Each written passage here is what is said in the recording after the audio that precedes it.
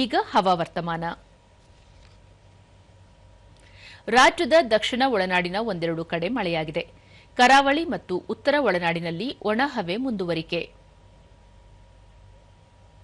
ಚಾಮರಾಜನಗರ ಜಿಲ್ಲೆಯ ಗುಂಡ್ಲುಪೇಟೆಯಲ್ಲಿ ಅತಿ ಹೆಚ್ಚು 5 ಸೆಂಟಿಮೀಟರ್ ಮಳೆಯಾಗಿದೆ. ಉಳಿದಂತೆ ಬೇಗೂರು 4, ಮಲೆ ಮಹದೇಶ್ವರ ಬೆಟ್ಟ, ಹಾರಂಗಿ, ಎಚ್ಡಿ ಕೋಟೆಯಲ್ಲಿ 1 ಸೆಂಟಿಮೀಟರ್ ಮಳೆಯಾಗಿದೆ. ಬೀದರ್ನಲ್ಲಿ ಗರಿಷ್ಠ 43 ಡಿಗ್ರಿ ಸೆಲ್ಸಿಯಸ್ ತಾಪಮಾನ ದಾಖಲು. ಮುನ್ಸೂಚನೆಯಂತೆ ರಾಜ್ಯದಲ್ಲಿ ಮುಂದಿನ 7 ದಿನಗಳ ಕಾಲ ಕೆಲವೆಡೆ ಹಗುರ ಮಳೆ ಮತ್ತು ಹಲವೆಡೆ ಒಣಹವೆ ಮುಂದುವರಿಕೆ. ಬೆಂಗಳೂರು ಸುತ್ತಮುತ್ತ ಭಾಗಶಃ ಮೋಡ ಕವಿದ ವಾತಾವರಣ. ಸಂಜೆ ಅಥವಾ ರಾತ್ರಿ ವೇಳೆ ಹಗುರ ಗುಡುಗು ಸಹಿತ ಮಳೆ ಸಂಭವ. ಗರಿಷ್ಠ 34, ಕನಿಷ್ಠ 22 ಡಿಗ್ರಿ ಸೆಲ್ಸಿಯಸ್ ತಾಪಮಾನ ದಾಖಲು ಸಾಧ್ಯತೆ.